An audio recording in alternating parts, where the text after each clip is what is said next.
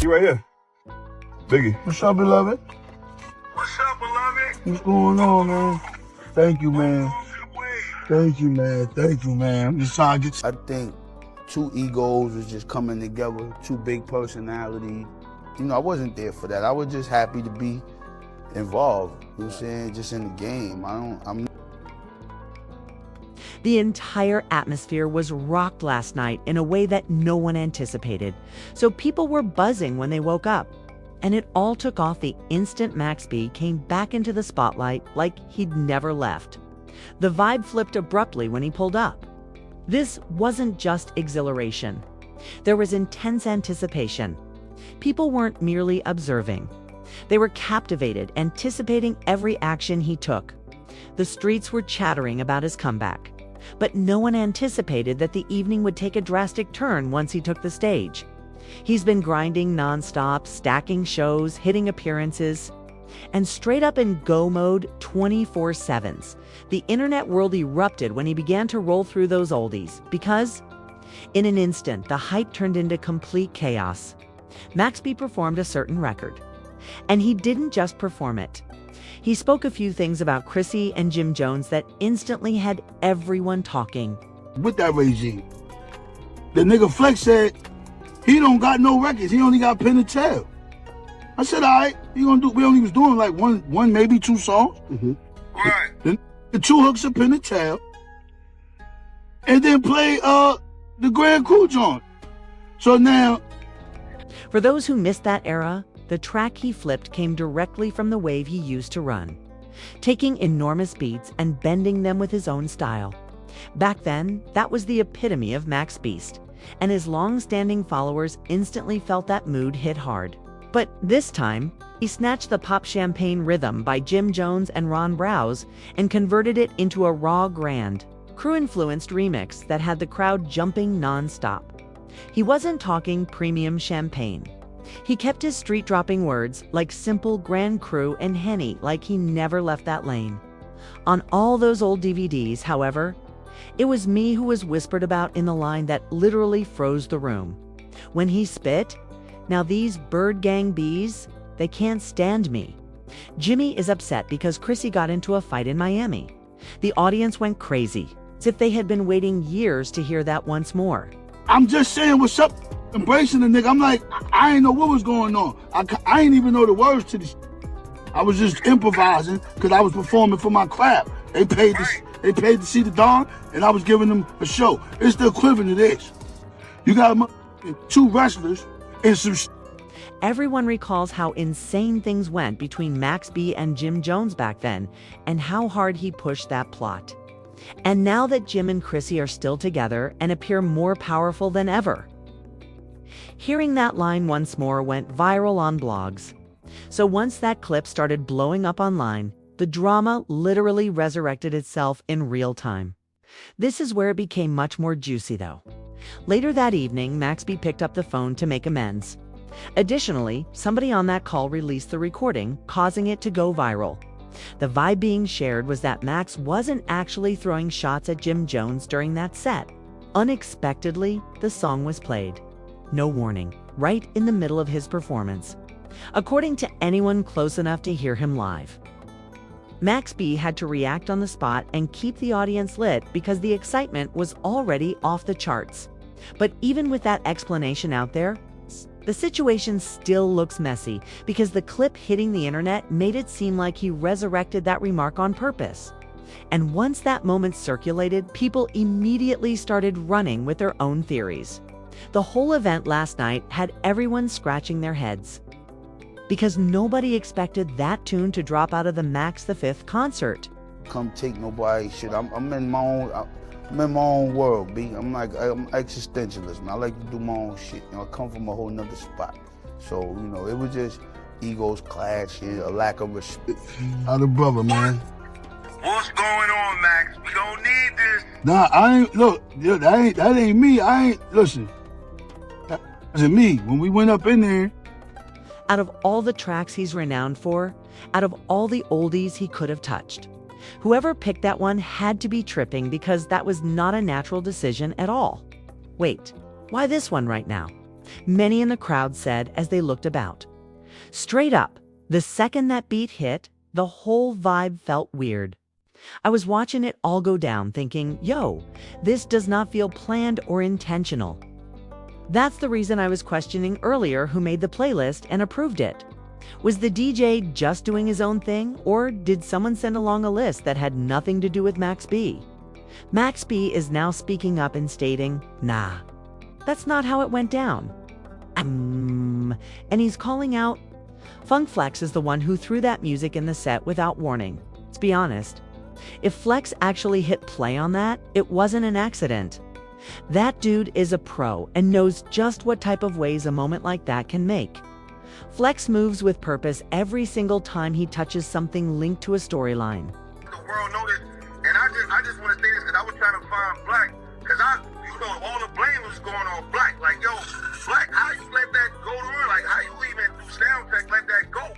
But we know it's Flex. But listen, we having you home, Max. Yo, listen, Harlem love you, Harlem love Jim, Harlem love Cam, Mace, Harlem World, everyone. I love niggas too. You heard? We don't need that, man. Y'all, listen, we know everything that happened 18 years ago. Y'all niggas was kids. He enjoys the commotion, thrives on the buzz, and is undoubtedly skilled at starting a domino effect that makes the entire city talk.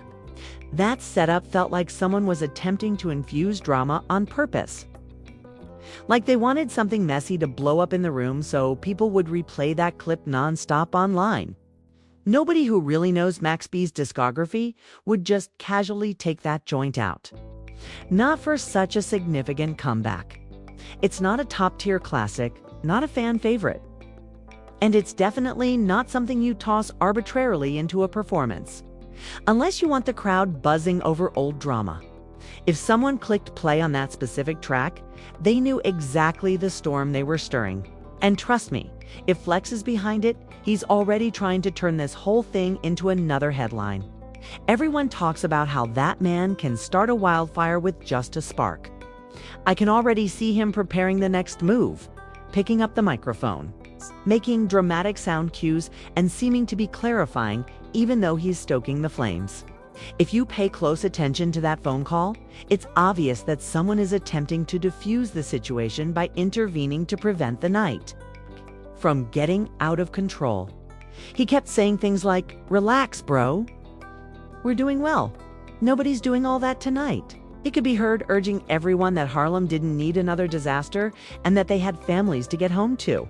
Max B even joins in, making it very evident that he wasn't disrespecting anyone's spouse or going beyond any boundaries. He said it without hesitation. And shit's lack of everything. That shit don't mix well, and next thing you know, shit, we beefing. So as far as the content or whatever, it should have went a different way. You know what I'm saying? I think today we would have handled the situation different. But we was young, we was all crazy. And now we here, we older, we got kids, and people looking at us, we gotta set the right example. We can't be looking crazy out here, so it is what it is. It's all love. I'm trying to get back on that plate. Look out the window where the layup. Given that Jim Jones has adult duties and an entire household to run, he wasn't coming for the Jones family. Max is also wise enough to avoid involving family members in any situation. You don't cross that difficult line, even if these guys are approaching 50. Some individuals think they should continue the same old feud in order to amuse fans who are trapped in 2009. Sure, some say it's just music. However, it ceases to be bars when someone believes that their partner has been insulted. Anyone who is mature enough understands that it becomes personal. Yes, Jim made it apparent that he wasn't in love with Max B when he said what he said about him before he came home. But that doesn't necessarily mean Max is now attempting to embarrass his family, just to reignite old drama. Here's where everything flipped this morning. As soon as the video began to circulate, a whole new group of voices appeared, offering their own perspectives on what Max was actually doing. Bro, I had 2 other entire records that weren't even, and some others started claiming Max was really just trying to tone things down because everyone in the industry is watching his every move, right? Now, Eddie doesn't want anything messing with the momentum he's finally getting. To be honest, the theory makes sense. Max B just arrived home. He's stacking shows back to back. Additionally, he is concentrating on continuing to be active rather than being pulled back into old Harlem drama that ought to have remained hidden. Instead of being mired in pointless repetitions that no longer benefit him, he is moving forward. However, turmoil is what the internet likes. As soon as that clip hit, folks puffed it up greater than it truly was. All of a sudden, everyone is making dramatic statements, such as Josh said he's in trouble. Some individuals behaved as though this was the official resuscitation of the old beef. Despite the fact that no one knew the whole situation behind the scenes, and Max made it obvious he wasn't attempting to disrespect anyone. Certain bloggers presented it like Max walked on stage and aimed directly at Jim Jones, which is straight up incorrect. Jim hasn't said anything in the interim, which adds to the mystery of the situation. Is Jim ignoring it, waiting for the right moment, or letting Funk Flex stir the pot first? Is already a question that many are pondering. Fans are already taking sides as if it were an impending Harlem showdown, but nobody really knows. The internet will undoubtedly go crazy the moment Jim says anything, even a single line, since his words are powerful. And behind the scenes, things are considerably messier. Those who actually know, both sides say that tension runs considerably deeper than the public sees. Some murmur that previous business between them was never entirely closed, which is why even a tiny spark becomes a massive wave instantly, even though Max B claims he isn't disrespecting Jim McCrisy. Everything related to that story drives the culture into a frenzy because of the weight of their history. Meanwhile, insiders with true ties to both men are moving swiftly to settle things down before it bursts again. Calls are going out like, "Bro, don't drag this back up. Allow them to shine. Allow everyone to continue constructing." They know Max B is focused on rebuilding. And Jim Jones has been leveling up for years with interviews, business moves, and shows lined up back to back. No one who genuinely cares about these two Harlem icons wants to see their accomplishments overshadowed by a small moment. However, the internet is indifferent to that. Chaos, drama, and exaggerating stories are what the internet thrives on. People began creating their own interpretations of what happened as soon as the Max Beat video went viral. Suddenly, everyone acted like Max walked on stage with a plan to spark trouble, even though he plainly indicated he wasn't going after anyone's family and wasn't raking up old beef. Certain blocks continued twisting the situation, making it feel like a completely new showdown was building. Even though nothing official had arrived from either side, they were posting snippets, spinning the story, and acting like Max B had suddenly begun some kind of music war, even though he already said he wasn't targeting Jim Jones or Chrissy. But after the chatter spread, one thing became crystal clear. Everyone is waiting for Jim to break his quiet because the second he does, the entire narrative is going to flip overnight. People know Jim Jones doesn't speak without purpose. His words hit differently because he times everything properly. It makes no difference if he reacts calmly or confronts it head-on. The culture is prepared to analyze each and every word. Fans are already guessing about what energy he might bring, even though he hasn't given a single hint yet. This is made even more bizarre by the fact that Jim was questioned about everything prior to Max B returning home, and he simply avoided it at the time. Not because he was afraid or in hiding. He just didn't want to fuel old drama while focused on his own life. That's why when this new clip hit online, a lot of folks felt like they finally got the moment they'd been waiting for. They were hoping Jim would jump back into the storyline and reignite the old mayhem. Some fans are obsessed with history repeating itself. Not the facts, but the drama is what they desire. And all of a sudden they had something to cling to once more. But take a moment to back off. It doesn't have to go the way the internet wants. They are both elderly males. Both have real lives, real responsibilities, and genuine objectives. It doesn't help anyone to bring up a beef from 10 years ago. Additionally, whenever families become involved, things can get out of control as people defend their homes. Max B made it very evident that he wasn't going over any boundaries because of this. He is aware of the gravity of that. Messing with someone's family at this point in life isn't a game. You could tell he wasn't attempting to provoke anything by the respect in his voice. Furthermore, the folks who truly know these guys behind the scenes have stated the same thing. This doesn't have to blow up unless somebody makes it happen. They don't want past tension to worsen because a video went viral because they have witnessed both men mature and advance. By intervening to diffuse the situation and stating things like, "Bro, you don't have to be partners if you don't want." But at least keep the peace.